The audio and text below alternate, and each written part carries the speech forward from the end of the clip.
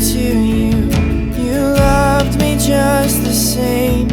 My heart was cold and broken, and you breathed your warming life into my soul.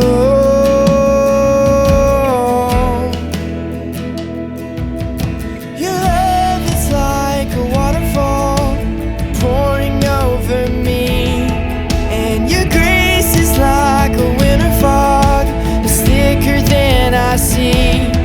And your presence is surreal to me, it's all I'm longing for. And your atmospheres are I belong, you belong right here. So come and stay a while, come and stay a while.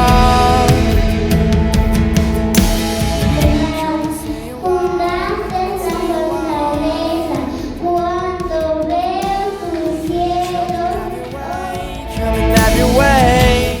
Vine a adorarte, vine a buscarte.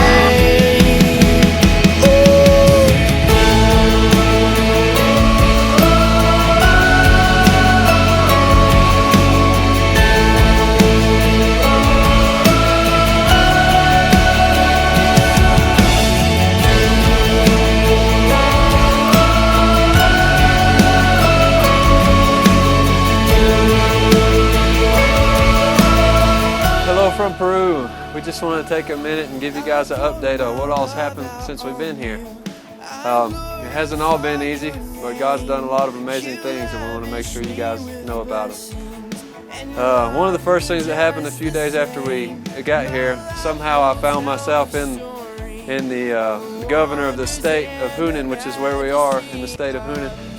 I found myself in the governor's office with Victor and Olga, the Peruvian pastors here, and Rob and Rick, some missionary, and about 10 other pastors. He had invited evangelical pastors to come in and have a meeting with them on how they can improve relations with the evangelical churches, because as most of you know, it's mainly Catholic here. So we went in and had a short meeting with them, and were able to pray with them and lay hands on them, and it was an amazing time. And we just ask that you pray for him, because he's an amazing man of God. And about 2 weeks ago, we had a baptism service. It was just an amazing time. We went to the outskirts of town into a river and baptized in the river, which I've never done before, which was really cool. We had 3 of the youth get baptized, and it was really awesome to see what God was doing in their life and to see them follow the Lord in baptism. Now, we've had the opportunity to have several get-togethers with the youth to get to know them more and build relationships with them, and on most days, there's at least a couple of them over here at the house, which makes it really fun to get to know them and love on them and build relationships. This past weekend, we celebrated our anniversary service here at Word Alive Peru. It's 2 years since they officially started the church here. And we started the celebration by a Saturday night in a park a couple blocks over. It's a crazy park. There's skateboarders and BMX guys on bicycles, and dogs running around like crazy, and people practicing Peruvian dances. It was just a wild night. We had our band and another band came and played, and then I preached a gospel message, and we had 2 young men come to know the Lord that night, which was really cool. And then we had a drama and several other things that were just amazing. The following day, last Sunday, we had the official anniversary service for the church, which we had in another location because it'll sit more people. But we had a great time of worship, a time of testimonies. It was amazing. The youth here have been through so much, and it's just really fun to hear what God's done in their life and is what God is now doing through them to help other people. And the time of testimonies led to 10 people coming to know the Lord and receiving Christ that day, which is an amazing thing here in the city. It's a really, really hard city, and it's hard to reach people like that. So God just did an amazing thing that day. We also had a traditional Peruvian dance, which you saw in the video. It was really fun to watch. And after the service, we did a Project 58 outreach where we fed 170 people, which is just amazing. We fed them steak because it's cheaper here than chicken, so we had a steak dinner for 170 people, which cost about roughly $200. So it's just an amazing thing to be able to do that.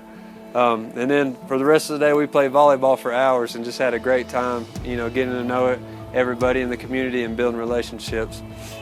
As I mentioned about the building that we use for the anniversary service, it holds about 250 people. And our current building that we meet in down below the house will only fit about 36 adults. So we've decided to take a step of faith, and starting next Sunday, we are going to be renting that building every Sunday, which costs about $50 per Sunday, but we're trusting the Lord that the finances will be provided, and we can fill that building to the max for 250 people within the next month or so. So we want you guys to be praying for that as much as possible, because we're really expecting the Lord to do an awesome thing as we move into the new building. Another thing we're doing, we need prayer for, is we're kind of restructuring the service to better accommodate the Holy Spirit and better accommodate the people, just the flow of service and some of the leadership among the members that we already have. So just be prayer for wisdom and guidance on that. We're also fixing to start a Bible study, a discipleship program in the next couple weeks. We're going to start with the Freedom Track program and study through Word Alive, and then we're going to move and pretty much cover the whole Bible. So definitely be praying for that, because we're going to need a lot of wisdom, trying to cover the whole Bible and the entire gospel for these people who don't have much knowledge of it. So be in prayer for that. We want to thank you guys for all your prayers and encouraging words and Facebook comments and everything. It really means a lot, being so far away from home but still having contact with people. So please keep that up. It helps us on the days when we're having some troubles.